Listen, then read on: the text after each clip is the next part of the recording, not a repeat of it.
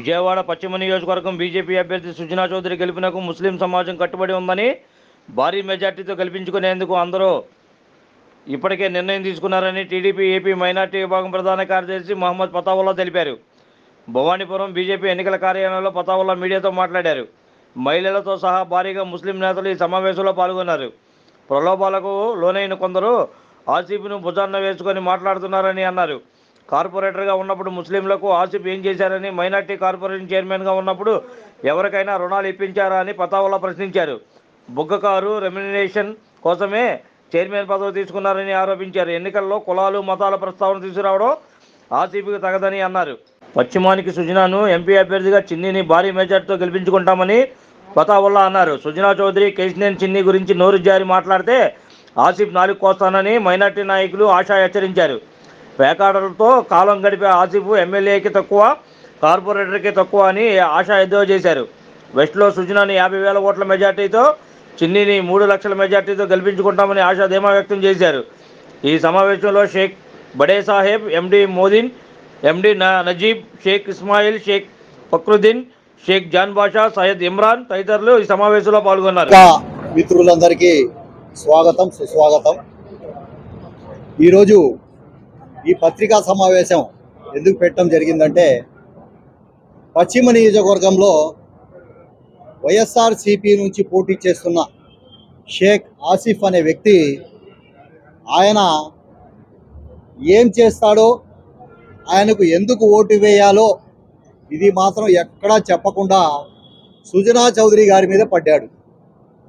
ఎందుకంటే పశ్చిమ నియోజకవర్గంలో సుజనా చౌదరి గారు బీజేపీ కమలం గుర్తుపై పోటీ చేస్తున్నారు.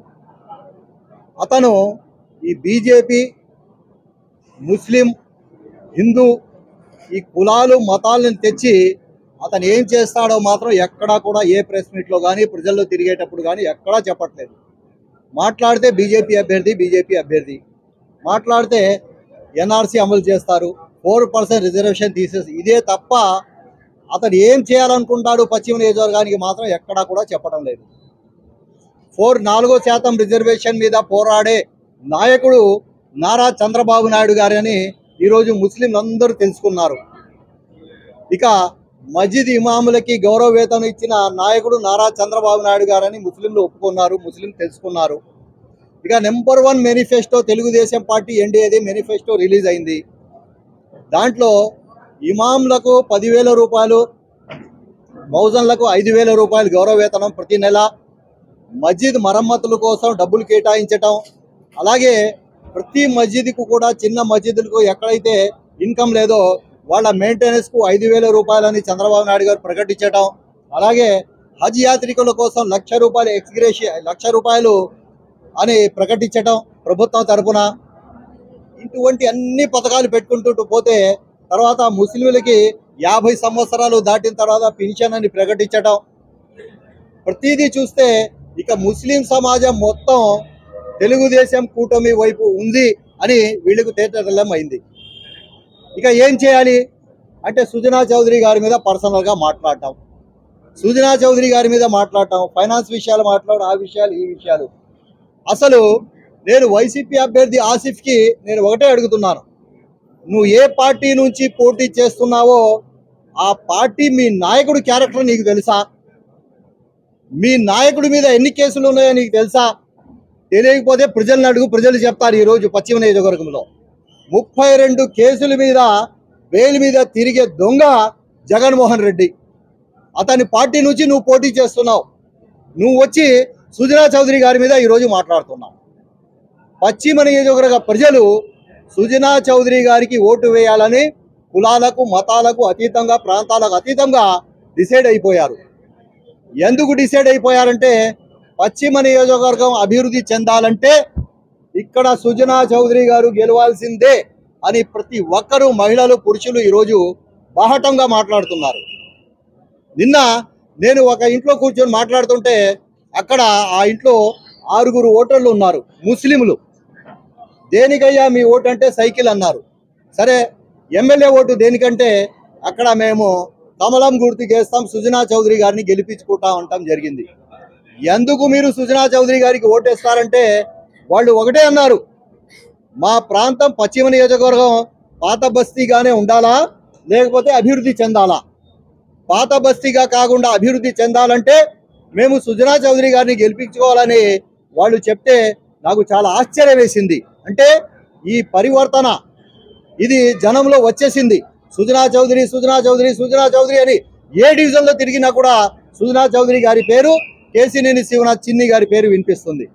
మరి నువ్వు ఓట్లు దేనికి అడుగుతున్నావోయా? నువ్వు ఇంతవరకు నేను పశ్చిమ నియోజకవర్గంలో ఇది చేస్తాను, నేను కార్పొరేటర్గా ఉన్నప్పుడు ఇది చేశాను, నేను కార్పొరేటర్గా ఉన్నప్పుడు ఇన్ని వందల మందికి లబ్ధి చేకూర్చాను, నేను ఫైనాన్స్ కార్పొరేషన్ చైర్మన్గా ఉన్నప్పుడు ఇది చేశాను అని మేము ఇన్నిసార్లు అడిగినా కూడా నువ్వు నోరు తెరిచి ఆసిఫ్ నువ్వు ఎక్కడన్నా రాష్ట్రంలో మైనార్టీ ఫైనాన్స్ కార్పొరేషన్ చైర్మన్గా ఉన్నప్పుడు నేను ఇది చేశాను, 100 మంది ముస్లింలకు నేను లోన్ ఇవ్వగలిగాను అని నువ్వు చెప్పగలిగావా?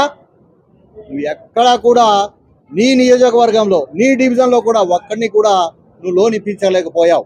నువ్వు చేసింది ఏమిటంటే ప్రభుత్వ కారును ఉపయోగించుకున్నావు, ₹1,00,000 జీతం ప్రతి నెల తీసుకున్నావు. ఆ ₹1,00,000 నువ్వు ఏదైతే ప్రతి నెల తీసుకున్నావో అది ముస్లిం పేదల డబ్బులు అయ్యి ఎక్కడైనా నువ్వు ముస్లిం పేద అమ్మాయి పెళ్లి కోసం జగన్మోహన్ రెడ్డి గారు ₹1,00,000 ఇస్తామన్నారు, మీరు ఇవ్వట్లేదు, ఎందుకు ఇవ్వట్లేదు? నోరు తెరిచి ఈరోజు ఎక్కడన్నా ముస్లింల పక్షాన్ని నిలబడి అడిగావా నువ్వు?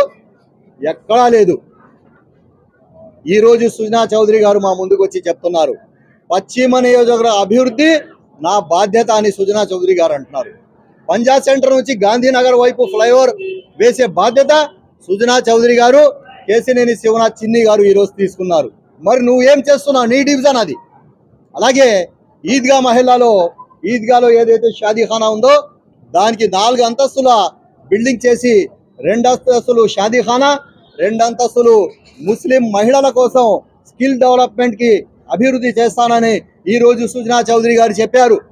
మరి నువ్వు ముస్లిం ముస్లిం ముస్లిం అని తిరుగుతున్నావే, నువ్వు ముస్లింల కోసం ఏం చేస్తావో ఈరోజు నువ్వు చెప్పాలి. ఈరోజు నువ్వు బయటకు వచ్చి మాట్లాడాలి.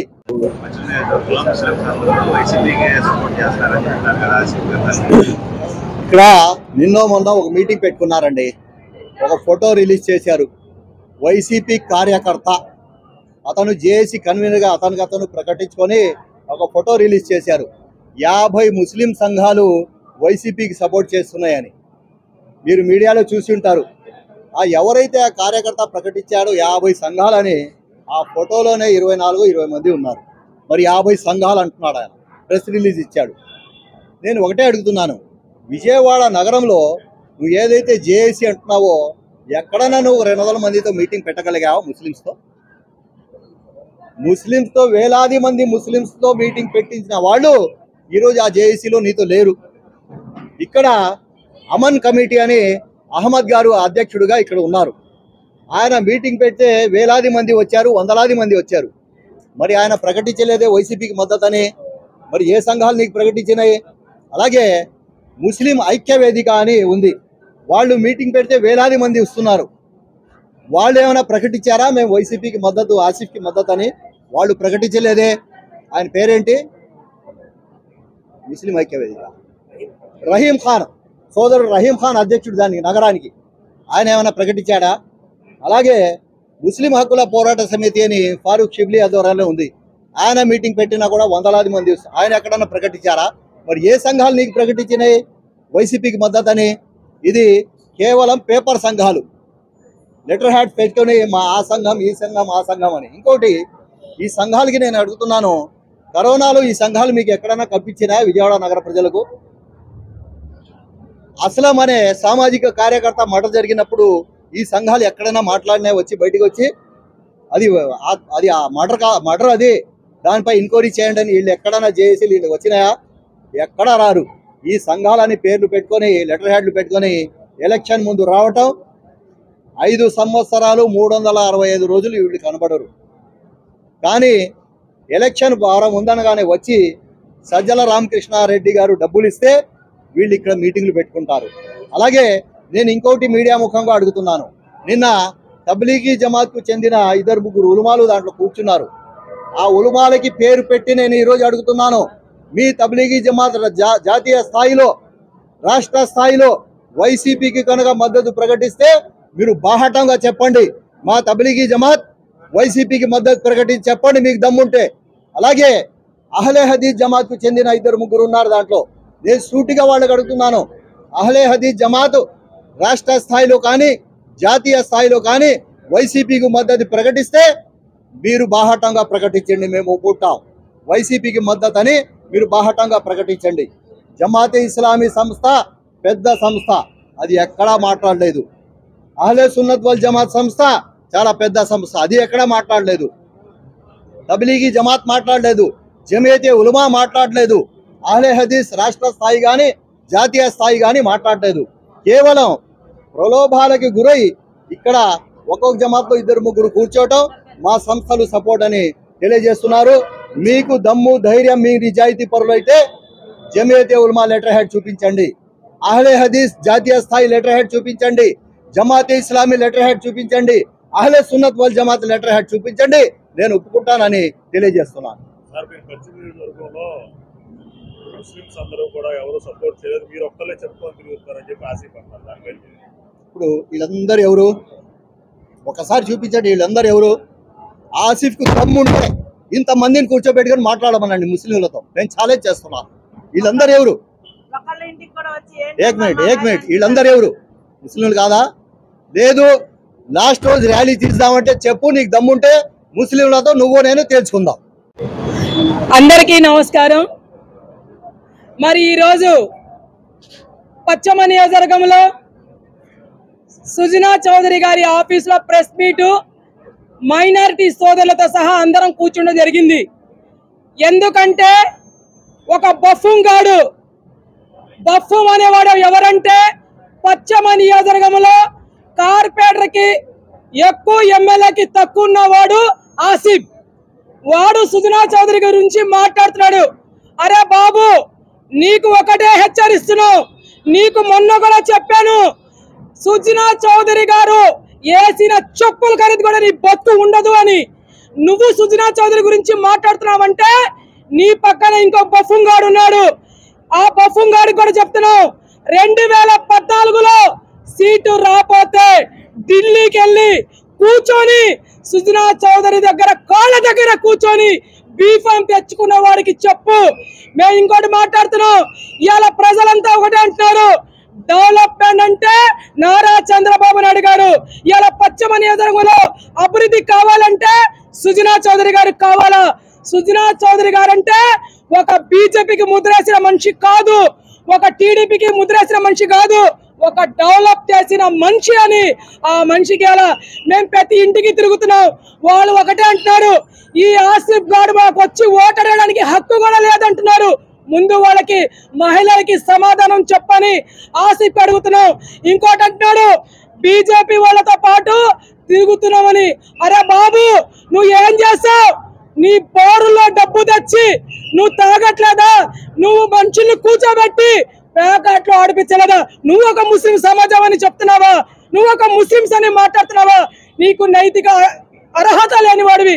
ముస్లింస్ అని పేరు చెప్పే అర్హత కూడా నీకు లేదు. నీకు ఈ సవాల్ ఒకటి అడుగుతున్నావు, నీకు దమ్ము ధైర్యం ఉంటే రా, నువ్వు పశ్చిమ నియోజకవర్గంలో పంజా సెంటర్లో రా. నువ్వేంటో మేమేంటో ప్రజాశక్తిలో తేల్చుకున్నావు. ఇలా సుజనా చౌదరి గారన్నా, ఇలా కేసీని శివరాజ్ అన్నా కూడా ఇలా ప్రజల్లో గుండెల్లో దూరిపోయి ఉన్నారు. ఇలా ప్రజలు ఒకటే అంటున్నారు, 1వ నెంబర్ అంటే సైకిల్ కేసీని చిన్ని, 3వ నెంబర్ అంటే కమలం గుర్తు, కమలం గుర్తు అంటే సుజనా చౌదరి గారు అని ఇలా ప్రజలంతా కూడా కోరుకుంటారు. ఇలా నువ్వు రేపు 13వ తారీఖు సాయంత్రం నువ్వు ఒక ఫుల్ మందు తాగుతావో, ఏం చేస్తావో, ఇక్కడ ఉంటావో, జగన్మోహన్ రెడ్డి ఎట్టా ఆంధ్ర రాష్ట్రం నుంచి పారిపోతాడు కాబట్టి నీకు కూడా వెళ్ళే రోజులు వచ్చినాయేమో. ఖబర్దార్ బిడ్డ, సుజనా చౌదరి గురించి కానీ కేసీని చిన్ని గురించి కానీ మాట్లాడితే మీకు నేలి కోస్తామని హెచ్చరిస్తున్నా. ఇంకోటి, కేసీని నానికి సవాల్ చేస్తున్నా, నాని నువ్వు బహిరంగంగా నేను 10 ఏళ్ళు టీడీపీలో చేయలేదు అని నువ్వు దమ్ముంటే మాట్లాడు. ఇలా నీకు దమ్ము లేదు. ఒక తమ్ముడు, నీ రక్తంలో పంచుకు పుట్టిన తమ్ముడు గురించి కూడా నువ్వు నీకు నీకు నిజంగా ఇల్లు లేని వాడివి, నీ గురించి మాట్లాడితే మాకు కూడా ఇల్లు తక్కువ అయిపోద్దని మేము ఒక మాట్లాడుతున్నాం. నిన్న నీ కూతురు కూడా మాట్లాడుతుంటే, నీ కూతురు ఓటాడటానికి పోతుంటే ఒక పెద్ద అని అడుగుతున్నాడు, ఫ్యాన్ గుర్తు అని ఏ రకంగా నోరు పెట్టి చెప్తున్నావమ్మా నువ్వు? నీ తండ్రి 10 సంవత్సరాలు ఎక్కడ బీఫారం తీసుకొని కేసీఆర్ అడుగుతున్నారు. అది సిగ్గు తెచ్చుకోండి, మీరు సిగ్గు తెచ్చుకొని. రేపు కేసీఆర్ శివనాథ్ గారు 3 లక్షల మెజార్టీతో ఆయన గెలుస్తున్నారు. సుజనా చౌదరి గారు 50,000 ఓట్ల మెజార్టీతో గెలిచి ఈ పశ్చిమ నియోజకవర్గం అభివృద్ధి చెందుతుంది చూడండి అని హెచ్చరిస్తున్నారు.